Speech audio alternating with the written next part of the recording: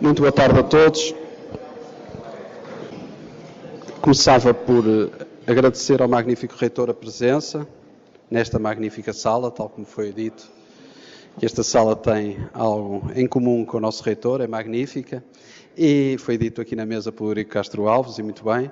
Agradeço a presença de todos, não irei dirigir-me a ninguém em especial, cumprimento todos em particular, e começava por agradecer mais uma vez a presença de todos aqui esta tarde, para mais uma sessão das Conversas da Bolsa, que terminam agora esta temporada, chamemos assim, e retomaremos em setembro com um novo convidado. Passaria, sem mais delongas, a chamar o nosso reitor para dirigir-nos algumas palavras. Muito obrigado.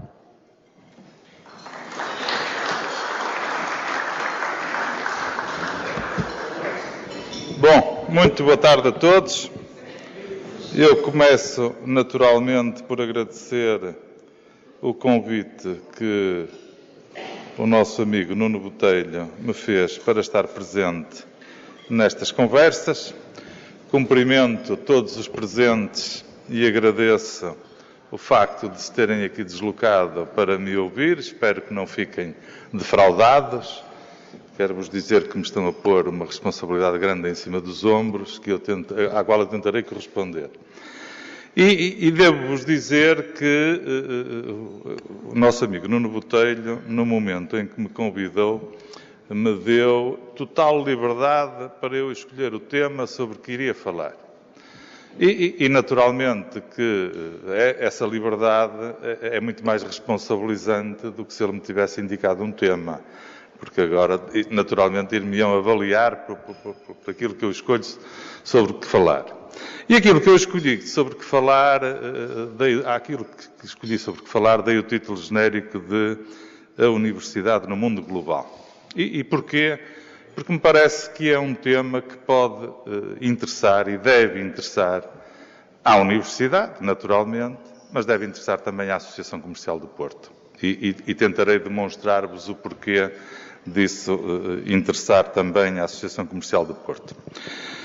Para enquadrar o tema sobre que vou falar, eu gostava de chamar a vossa atenção para dois fatores. Um muito falado, o outro menos falado, mas que são, o primeiro, o facto de hoje termos uma sociedade global, e é uma sociedade global porque, de alguma maneira, desapareceram as fronteiras, e desapareceram as fronteiras na Europa, mas se pensarem bem, desapareceram as fronteiras do conhecimento a nível global. Elas não existem mais. O mundo está ligado por uma rede e, hoje em dia, aquilo que acontece no Estreito de Hormuz é transmitido em tempo real aqui em Portugal e nós sabemos o que é que está a passar lá.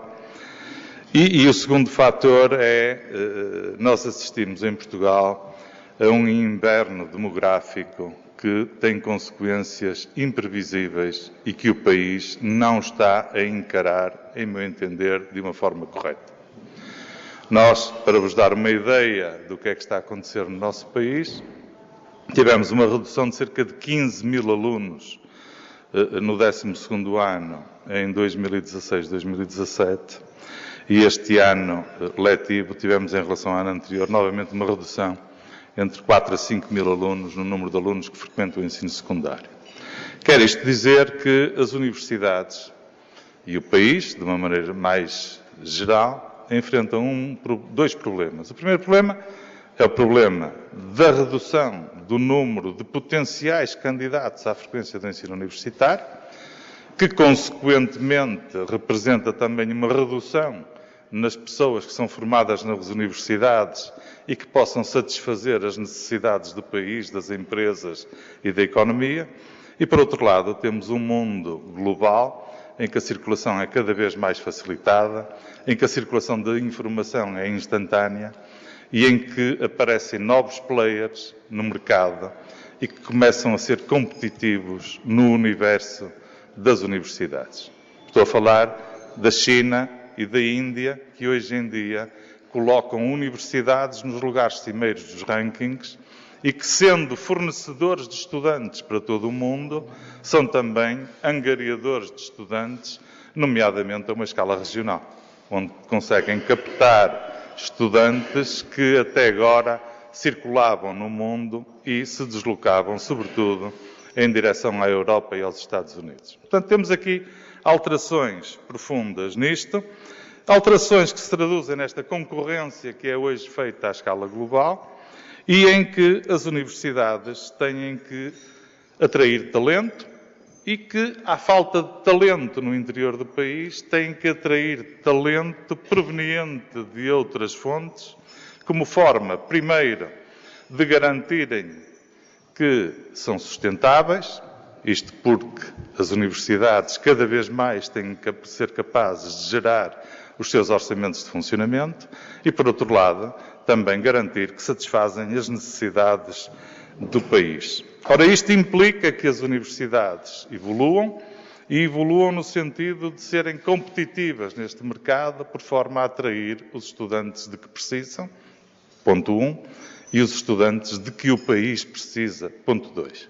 Eu faço agora aqui um parênteses para clarificar melhor esta história dos estudantes de que o país precisa. Isto porque tem tido notícia nos últimos meses de alguns eventos que não são muito abonatórios da imagem do nosso país. Falo, nomeadamente, de algumas atitudes xenófobas que aconteceram, nomeadamente no ISCTE, em Lisboa, e também na Faculdade de Direito de Lisboa. E isto traduz alguma incompreensão perante a necessidade que nós temos no nosso país de recrutar gente com capacidade fora do país. E isto não é entendido porque, para muitos setores da nossa sociedade, aquilo que é uma necessidade vital do nosso país é visto como uma ameaça.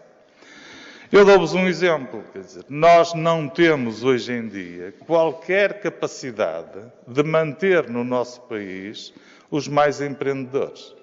Nós não conseguimos competir com a Europa Central, nós não conseguimos competir com a Europa do Norte e, portanto, os melhores que se formam nas nossas universidades, aqueles que têm maior capacidade empreendedora, aqueles que estão dispostos mais a arriscar, aqueles que, no fundo, eram os ideais para ficar no nosso país, para promover o desenvolvimento do país, rapidamente vão para a Holanda, vão para a Alemanha, vão para a Suécia, vão para a Bélgica, vão para a Áustria e nós não tínhamos ilusões, não temos condições económicas para lhes oferecer as condições que eles vão obter lá fora.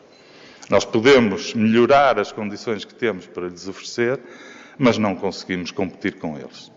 Então, o que é que nós podemos fazer? Nós podemos fazer muito através do recrutamento de cérebros que venham para o nosso país para estudar cá. E aquilo que esperamos é que haja alguma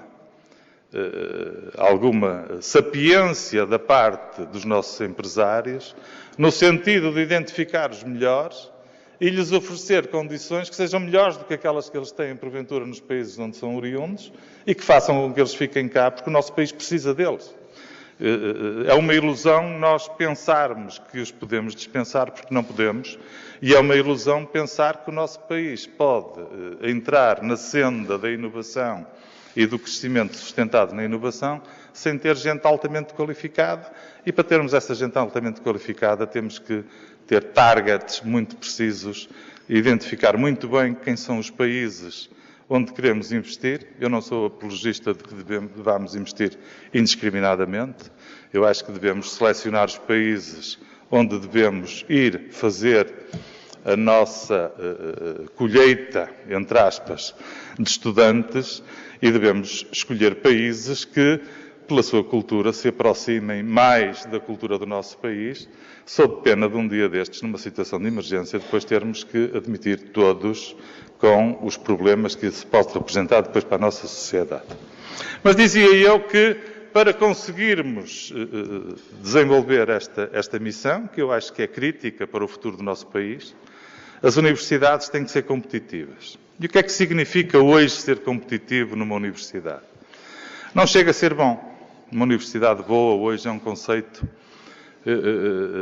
um pouco redutor. Hoje em dia as universidades têm que demonstrar que são boas quando estão integradas em redes transnacionais e quando estão integradas em agrupamentos que, pela sua diversidade e competência, são capazes de concorrer com força no mercado e captar financiamento internacional.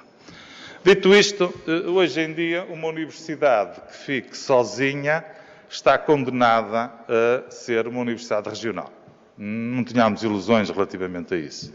E em relação a isso, aquilo que nós fizemos, e digo sem qualquer pudor, e fizemos-lo particularmente no último ano, foi dizer muito claramente: a Universidade do Porto quer estar no mercado internacional, a Universidade do Porto quer estar nos rankings, a Universidade do Porto quer ser um player internacional de relevo e atrair talento para a cidade do Porto e para a região, na expectativa de que, por um lado, isso melhore os nossos indicadores e, por outro lado, dessa maneira possamos contribuir para o desenvolvimento económico da região. E tomamos várias iniciativas essas que são importantes e que se prendem com a obtenção desta notoriedade a nível internacional. Bom, em relação a isto, digamos que atuamos em várias frentes. A primeira frente é atuar no recrutamento de estudantes internacionais propriamente dito. Devo-vos dizer que em Portugal, neste momento, nós temos cerca de 5.600 alunos estrangeiros, provenientes de 90 países, o que significa que, atualmente, 18% dos estudantes da Universidade do Porto são estrangeiros. Isto compara com uma média nas universidades portuguesas de 11%, ou seja, estamos bastante bem relativamente à média. Se compara também muito bem com outras universidades portuguesas que vivem, sobretudo, à conta de alunos brasileiros.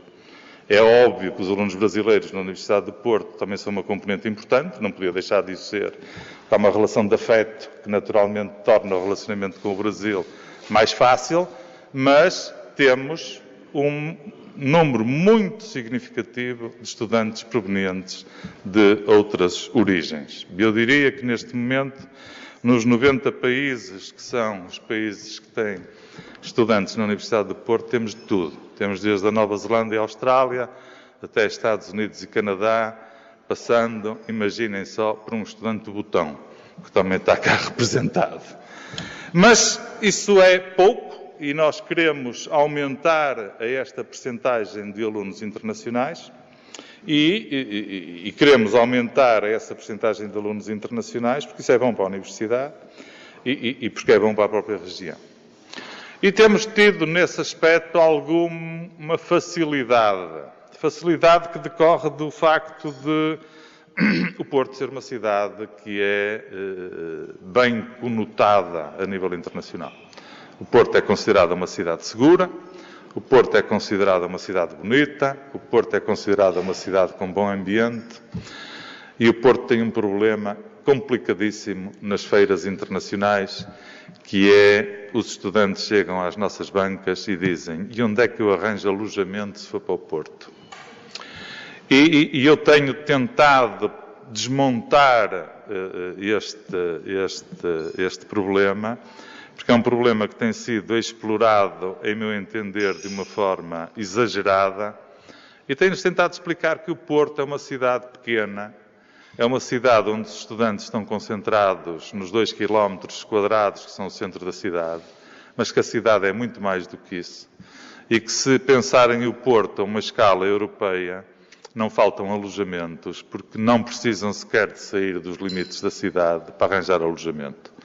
E aquilo que se tem passado em termos de imagem para o exterior é extremamente prejudicial àquilo que é a política de internacionalização, porque, sejamos claros e honestos, não faltam alojamentos na periferia da cidade, ainda dentro dos limites da cidade, e se pensarmos o Porto como a grande cidade, aí não faltam, de certeza, alojamentos. Se pensarmos que os estudantes se podem alojar nas linhas do metro e podem ir até Matosinhos, até à Póvoa, até Gaia ou até Gondomar, aí não falta de todo alojamento. Falta alojamento realmente no centro da cidade, mas esse centro não é representativo da cidade. Bom, mas esse é um dos investimentos que nós estamos a fazer, que é aumentar o número de estudantes internacionais. O outro é nós querermos fazer também, dar projeção à universidade enquanto universidade de qualidade e fazendo investigação de nível internacional. E nesse aspecto nós temos investido muito em dois setores. Por um lado, tentar criar parcerias de chapéu, portanto, parcerias em que a Universidade do Porto aparece em redes transnacionais. E nesse aspecto, deixem-me dizer que a Universidade do Porto é neste momento, ou faz neste momento parte de um consórcio com a Universidade de Paris-Saclay. Paris-Saclay, para aqueles que não conheçam, é um consórcio cuja cabeça é Paris-Sud e é uma universidade que está posicionada para estar nas 10 melhores do mundo daqui por 10 anos. Faz parte também deste consórcio, além de Paris-Saclay, a Universidade de Lund, na Suécia, a Ludwig Maximilian de Munique e Szeged, na Hungria. Fizemos este consórcio com o objetivo de um aluno da Universidade do Porto, entrando na Universidade do Porto, faz parte do consórcio e pode fazer parte do seu curso numa universidade deste grupo. O target é que, dentro de 10 anos, 50% dos alunos do consórcio circulem efetivamente nas universidades do consórcio.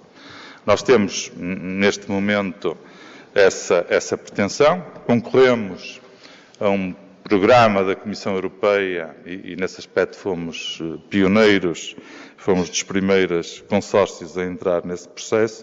Devemos ter uma resposta dentro em breve ao resultado dessa call, mas há neste momento um compromisso das 5 universidades de que, independentemente do resultado desse concurso, nós vamos manter o consórcio e o programa será para implementar, nem que seja a expensas próprias. E, portanto, isto é importante na medida em que um aluno da Universidade do Porto passa a ter um label e passa a ter o acesso a um conjunto de universidades de categoria mundial, que é um fator importante, não só para os nossos estudantes, naturalmente, que é para quem existimos em primeiro lugar, mas também para podermos mobilizar estudantes estrangeiros que queiram vir estudar para o nosso país.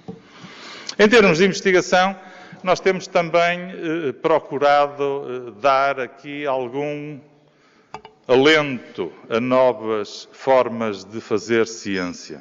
A Universidade do Porto, para aqueles que porventura não saibam, é constituída por 14 faculdades e 49 institutos de investigação. Alguns destes institutos de investigação, provavelmente todos já ouviram falar. Já ouviram falar do I3S, já ouviram falar do INESC, já ouviram falar do INEGI. Mas estes são os grandes e aqueles que têm mais visibilidade mediática. Mas no total são 49. E nestes 49 nós temos tido diferentes graus de internacionalização. E temos procurado incentivar a internacionalização e uma das maneiras, porventura, mais expeditas de conseguir fazer esta internacionalização é contratar investigadores estrangeiros que venham para cá trabalhar. Isto foi um processo que se iniciou já muito antes de eu chegar à universidade, mas que se tem mantido com os constrangimentos naturais da crise económica, dos impedimentos de contratações, etc, etc. Mas, apesar disso, nós temos tentado arranjar formas alternativas de fazer a internacionalização dessa investigação e devo-vos dizer que temos tido um enorme sucesso.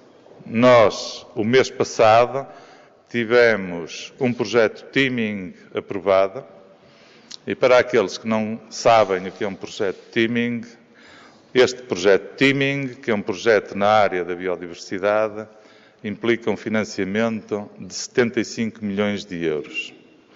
É o maior financiamento jamais atribuído em Portugal a um centro de investigação. E é um projeto que envolve um centro de investigação da Universidade, que é o CIBIA, envolve um parceiro para fazer a gestão, que é Porto Business School, que é a nossa escola de negócios, e envolve a Universidade de Montpellier. E neste projeto há um financiamento que vem direto da Comissão Europeia, há depois uma percentagem de financiamento que vem da CCDR, há uma percentagem de financiamento que vem da FCT, e há depois uma parcela muito importante do financiamento que vem de financiamento obtido através de empresas. Empresas que financiam cátedras para desenvolver nichos de investigação específicos em áreas selecionadas, naturalmente relacionadas com o projeto. Devo-vos dizer que tem sido um sucesso estrondoso. E é um sucesso estrondoso porquê? Porque o projeto inicial que foi apresentado à Comissão Europeia previa 15 cátedras financiadas por empresas no valor de 1 milhão de euros cada uma. Neste momento vamos em 22 e temos 22 milhões de euros garantidos através de cátedras financiadas pelas empresas. Estive semana passada na Total Angola, que vai financiar uma dessas cátedras ligada à biodiversidade também em Angola. Isto porque, no âmbito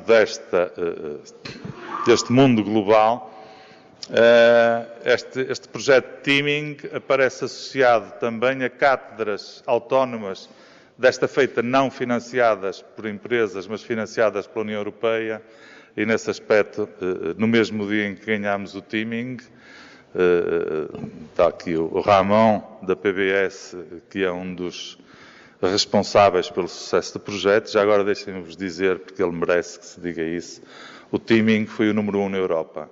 Na classificação dos projetos a nível europeu que foram financiados, o número 1 foi o projeto da Universidade do Porto, cuja organização foi feita ali pelo Ramon, que está de parabéns por isso.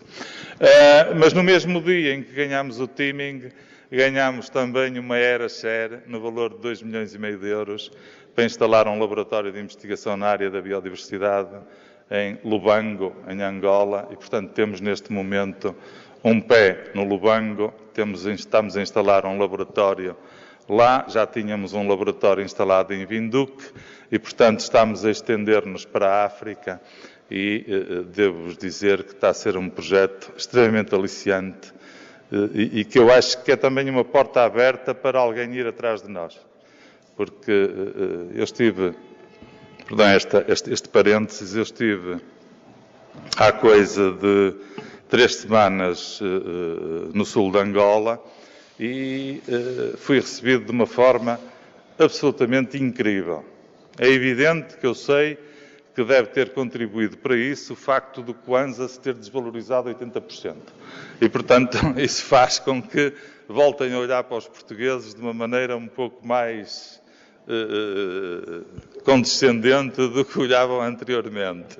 Mas é de alguma maneira tocante, e para mim foi. Eu nunca tinha estado em Angola, devo-vos confessar, não tenho nenhuma ligação em Angola, nunca tinha estado em Angola, e é impressionante estar no sul de Angola e verificar que aquilo que existe de pé com qualidade foi o que os portugueses deixaram.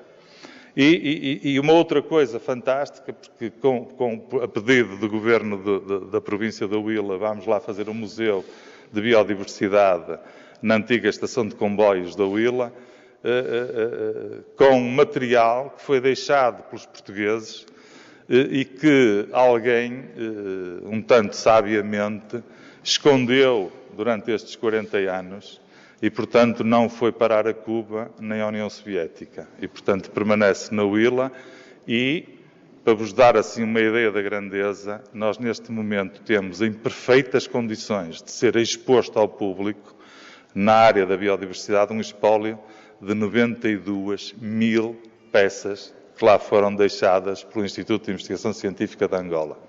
E, portanto, a ação da Universidade estende-se também para esta área, por estas áreas de recuperar alguma influência portuguesa nas ex-colónias. Eu acho que é uma área que deve merecer alguma da nossa atenção e que traduz também parte do posicionamento que a Universidade tem neste mundo global, em que encaramos naturalmente a América do Sul, a Europa e a Ásia, mas também a África e a América do Norte como parcerias importantes. Naturalmente que aí está a acrescentar, e eu não mencionei porque não é nada de específico da Universidade do Porto, mas as parcerias que foram desenvolvidas ao nível de protocolos de Estado. E hoje em dia a Universidade do Porto participa nas parcerias entre o Estado português e o MIT, entre o Estado português e Carnegie Mellon, com a Universidade de Austin. Estava aí um colega da Faculdade de Engenharia que trabalha em transportes, que eu penso que têm uma parceria com os Estados Unidos bastante importante, tem com Harvard na área da medicina, etc. E, portanto, nós temos também acarinhado bastante e desenvolvido bastante isso. Finalmente, dar-vos nota de que temos procurado desenvolver bastante o programa Erasmus. O programa Erasmus existe há cerca de 30 anos. E eu, pessoalmente, acho que é das coisas mais espantosas que a União Europeia fez até hoje. E é espantoso porquê? Porque até hoje circularam entre os países europeus, ao abrigo do projeto Erasmus, 9 milhões de jovens. E destes 9 milhões de jovens, podem crer que todos eles tiveram experiências gratificantes em termos da sua formação pessoal. E foram contactar com realidades diversas e foram contactar com graus de desenvolvimento e de organização diferentes do nosso. Mas mais importante do que isso, alguns destes 9 milhões acabaram por arranjar parceiros nos países para onde foram. Isto porque, naturalmente, a mobilidade Erasmus faz-se numa idade propícia a isso. E destas parcerias que se foram estabelecendo entre jovens do projeto Erasmus, nasceu uma coisa fantástica, que é uma nova geração de europeus que é transnacional. Daqui por 20, 30 anos, vai haver um enorme conjunto de europeus que são os filhos da atual elite europeia, que não vão ter nação, vão ser europeus, porque têm um pai e uma mãe que são provenientes de países diferentes. E isto, em meu entender, é aquilo que de nós de melhor podemos fazer em termos de garantir uma Europa sem fronteiras e que funcione de uma forma una e que seja verdadeiramente competitiva a nível global. E, portanto, o investimento nos programas Erasmus tem sido para nós uma prioridade e nós queremos manter muito este investimento, porque achamos que é verdadeiramente o investimento de futuro que podemos fazer para que possamos identificar-nos com uma Europa que ainda resista daqui por alguns anos. Eu bem sei que há um grupo importante de pensadores na Austrália que publicaram esta noite um relatório em que dizem que a humanidade vai acabar em 2050. Eu, muito sinceramente, tenho esperança de que esta previsão não se confirme e que daqui por 20, 30 anos nós possamos estar numa posição bastante mais robusta do que aquela que temos hoje em dia e possamos ter dado um salto. E, sobretudo, tenho esperança de que a Universidade tenha ajudado a dar esse salto e tenha ajudado a consolidar relevância da região e tenha ajudado a afirmar a região neste contexto europeu, com estas premissas que são o de termos uma Europa que seja verdadeiramente multicultural, mas que seja simultaneamente uma Europa sem fronteiras. Muito obrigado pela vossa atenção.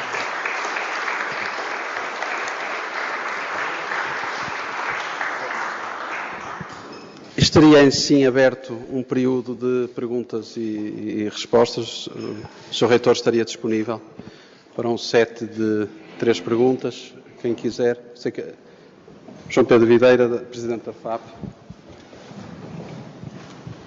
Bem, o meu nome é João Pedro Videira, sou... Muito bem, o meu nome é João Pedro Videira, sou Presidente da FAP. Sr. Reitor, muito boa tarde. Cumprimentar também o Dr. Nuno Botelho, Presidente da Associação Comercial. E a minha questão é muito simples e vai ao encontro, obviamente, pelas funções que ocupo e diretamente ligadas em parceria com a Universidade do Porto e com todo o sistema de ensino superior. Vou fugir um bocadinho do sistema de ensino superior tradicional, mas vou mais virado para a área do mundo empresarial e da entrada dos estudantes e dos diplomados no mercado de trabalho. A minha geração, hoje em dia, vive um paradigma diferente de todas as outras que a antecederam, que é os rendimentos que poderão vir a ter à entrada no mercado de trabalho serão, ou à partida, são inferiores, ou a perspectiva de os obter será inferior àquela que a geração que nos antecedeu tem hoje em dia e que teve à entrada para o mercado de trabalho.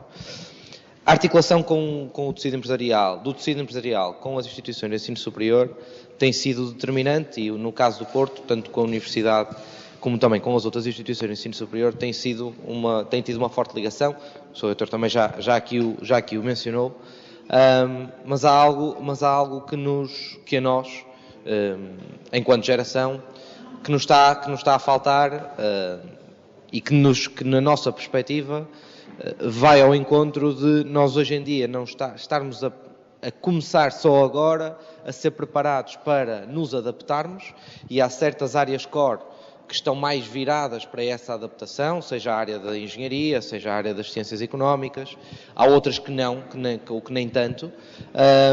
Mas de que forma é que um jovem que hoje tem a sua formação superior e tem o seu diploma vai poder perspectivar e consegue extrair o sumo total que a universidade e que a instituição de ensino superior lhe fornece, de que forma é que ele conseguirá aproveitar isto depois no mundo empresarial e no mercado de trabalho, e perante a sociedade em si, e de que forma é que vai acrescentar um contributo superior, alicerçado nos contributos que a Universidade lhe deu.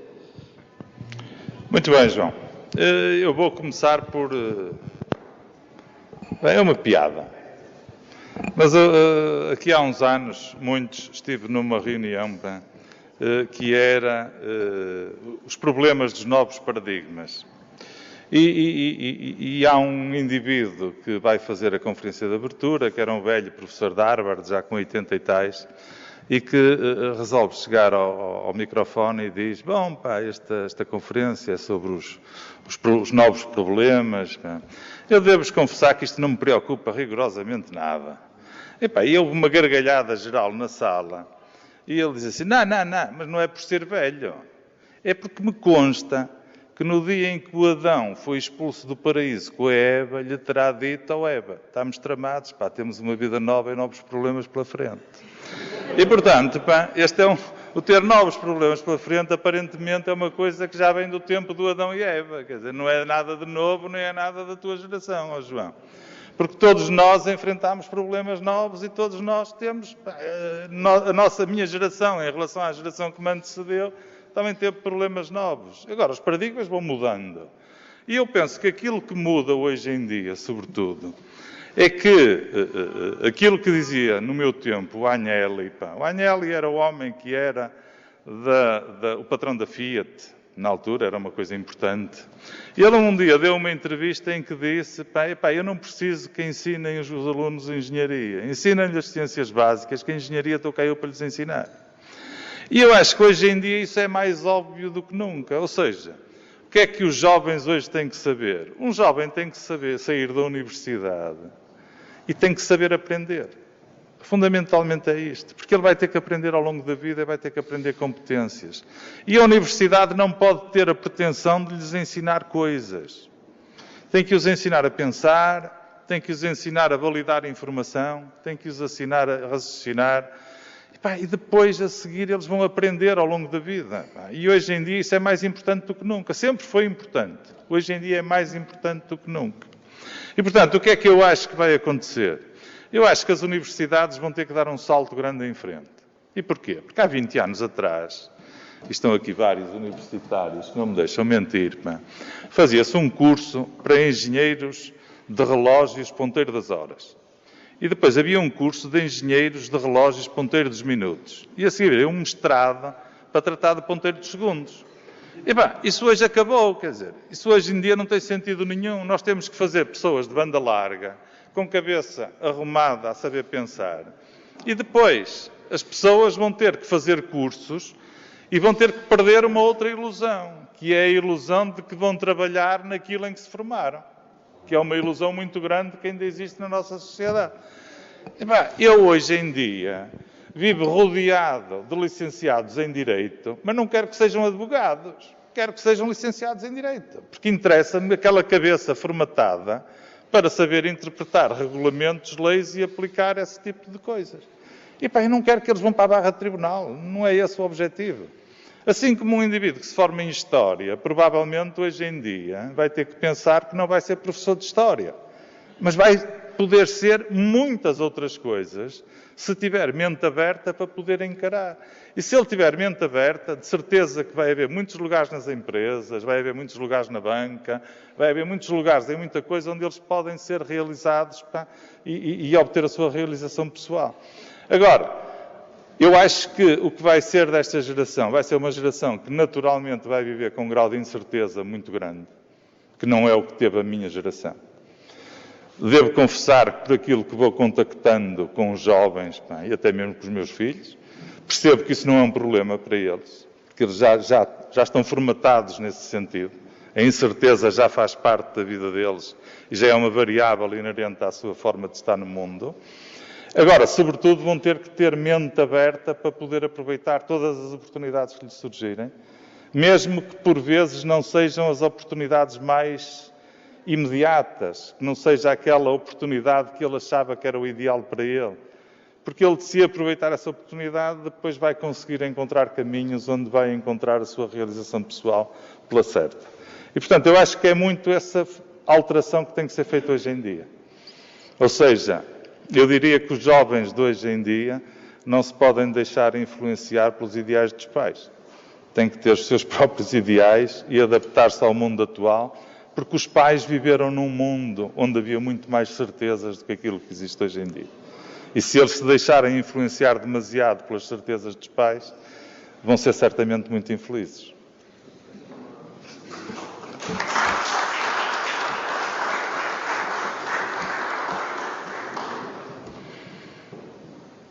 Sim.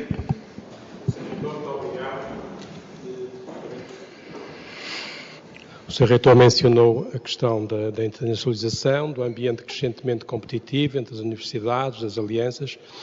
Eu gostava, a esse propósito, nós na Universidade do Porto temos, o Sr. Reitor mencionou, 14 unidades orgânicas, para além dos centros de investigação, e realidades muito diferentes, desde as grandes faculdades, como a engenharia, letras e faculdades prestigiadas, como medicina, como arquitetura, faculdades como a economia, que vivem num ambiente já muito competitivo, quer internamente, quer internacionalmente, mas temos também faculdades mais recentes, dentária, nutrição, faculdades que não têm essa dimensão em termos de corpo docente, em termos de investigação. Portanto, o que é que se lhe oferece dizer em termos de racionalização desta realidade em termos da Universidade do Porto? E, por outro lado, também em termos de alianças, portanto, há uma aliança que foi feita com a Universidade do Minho e com o OTAD, que também, de alguma forma, para além de candidaturas a fundos europeus, penso que também visa alguma racionalização da oferta formativa. O que é que também se lhe oferece dizer, tendo em vista precisamente termos faculdades com massa crítica para competirem neste mundo universitário cada vez mais competitivo? Muito obrigado. Muito bem. É uma pergunta que não tem respostas simples. E não tem respostas simples porquê? Porque, primeiro, do ponto de vista estritamente da economia, a economia de escala não é uma grandeza infinita. Se eu tiver, dando-me um exemplo muito simples, se eu tiver uma sala de aulas que leva 20 alunos e tiver uma turma de 18, se eu aumentar para 20, faço uma economia de escala. Se eu aumentar para 22, faço um disparate. E, portanto, a economia de escala tem uma grandeza que é definida pelas condições operacionais. Dito isto, o tamanho não é por si só um indicador de economia de escala. Mencionou dois casos que são paradigmáticos e que são escolas pequenas de reduzida dimensão, que é a dentária e a nutrição. São escolas muito diferentes, apesar de tudo. E são muito diferentes porquê? Porque, efetivamente, a Faculdade de Ciências da Nutrição Em boa verdade, é mais pequena do que um departamento da Faculdade de Engenharia. Diga-se a esse propósito que a Faculdade de Engenharia, por si só, também é um somatório de departamentos, cada um deles com autonomia equivalente a uma faculdade. Portanto, quando nós falamos da Faculdade de Engenharia como um todo, também estamos a cometer aí algum erro de avaliação, porque na realidade os departamentos, na Faculdade de Engenharia, como na Faculdade de Ciências e noutras faculdades, mas os departamentos têm um grau de autonomia que na prática é como se fossem pequenas faculdades. E a Faculdade de Engenharia funciona como uma universidade, não é? E em boa verdade a Faculdade de Engenharia é maior do que a generalidade das universidades portuguesas. Portanto, tenhamos a noção disso. Mas queria eu dizer porquê? Porque a nutrição, sendo uma escola pequena, tem o maior índice de produção científica por doutorado da Universidade do Porto, tem o maior índice de projetos científicos angariados da Universidade do Porto e tem o maior índice de financiamento competitivo por doutorado da Universidade do Porto. Ou seja, quando nós olhamos apenas para a dimensão, estamos a cometer um erro de avaliação.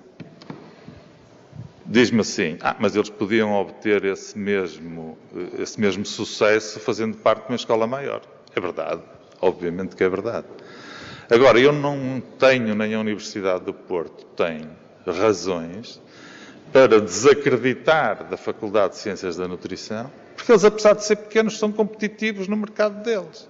Aliás, é muito interessante, porque se nós formos aos rankings internacionais, dentro da área do conhecimento de Ciências da Nutrição, a Faculdade de Ciências da Nutrição aparece mais bem classificada do que qualquer outra faculdade da Universidade do Porto.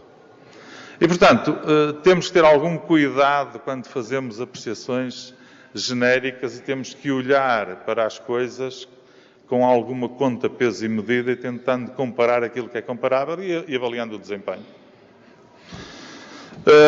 Relativamente à dentária, a questão aí é mais complexa. Mas, como provavelmente saberá, houve já um processo que visava fazer a fusão entre a Faculdade de Medicina Dentária e a Faculdade de Medicina e esse processo correu mal. E correu mal e, portanto, agora há feridas que ainda estão abertas e que é necessário deixá-las sarar para enveredar por outras soluções. Sendo certo que a Faculdade de Medicina Dentária quer encontrar soluções que lhe permitam a ela própria também ganhar escala e resolver alguns dos seus problemas, e a Faculdade de Medicina também está interessada nisso. Agora, está um processo negocial em curso, que irá correr o seu caminho, sendo certo que, nos termos da lei, as faculdades gozam de uma autonomia bastante grande e, portanto, não passa pela cabeça de ninguém violar essa autonomia, sendo que usaremos o poder de influência no sentido de promover sinergias onde for possível promover. Deixem-me dizer agora o seguinte, que não perguntou, mas já agora respondo. É que mais importante do que casamentos, neste momento, é importante promover namoros. E, portanto, aquilo que nós estamos a fazer neste momento é procurar implementar a transversalidade na universidade. É procurar criar cursos que recorram a pessoas oriundas de diferentes faculdades e que todos contribuam para formar formações inovadoras. Sobretudo, formações inovadoras nas áreas de fronteira. E já agora deixem-me, não sei se têm reparado nos últimos concursos de acesso ao ensino superior, mas neste momento a bioengenharia fica à frente das medicinas. E fica à frente das medicinas porquê? Porque é um curso inovador. E é um curso que se desenvolve nas fronteiras entre ciências tradicionais. É nas fronteiras entre a engenharia e a biologia que se desenvolve a área da bioengenharia. E já agora que tenho aqui muita gente que não é médico, deixem-me dizer-vos o seguinte. Nos últimos anos, nós assistimos a progressos notáveis, nomeadamente no tratamento do infarto de miocárdio e do AVC, que eram áreas críticas em que os doentes morriam em grande número e em que hoje em dia a taxa de mortalidade reduziu imenso. Mas reduziu imenso porquê? Foi por causa do papel dos médicos? Não, estão enganados. Os médicos continuam a fazer o que faziam.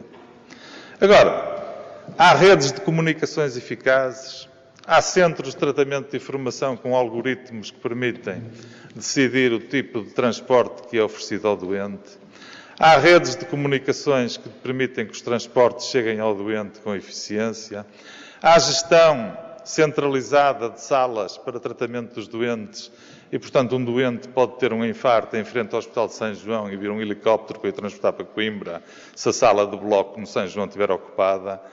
E depois, no bloco operatório, tem os sistemas de imagem de última geração, que na realidade foram desenvolvidos pelos nossos amigos informáticos, e depois enfiámos-lhe uns setentes, que são os plásticos com memória, que foram desenvolvidos pelos engenheiros. Onde é que está o médico? O médico faz o que sempre fez. Agora, isto mudou radicalmente porque começou a juntar profissionais provenientes das mais diversas áreas. E, portanto, quando se juntaram os engenheiros, os técnicos de imagem, os informáticos, os transportadores e tal, e começaram a trabalhar todos juntos, resultou daí um benefício óbvio para todos nós. E, portanto, é esta imagem que eu gostava que ficassem, que é o futuro não está nas ciências puras. O futuro está no diálogo entre ciências que tradicionalmente não falavam entre si. Está nesta transdisciplinaridade, que hoje é essencial, e é isso, eu dei-vos o caso da medicina, porque é um caso com que estou mais familiarizado, mas provavelmente todos vós, nas vossas áreas de trabalho, têm exemplos de como as coisas melhoraram a partir do momento que pessoas com formações muito diferentes começaram a conversar umas com as outras. Portanto, é esse o futuro. Mais do que fazer fusões. Não me importa a fusão. Eu quero é que eles passem a trabalhar juntos, que é uma coisa diferente de fazer fusão.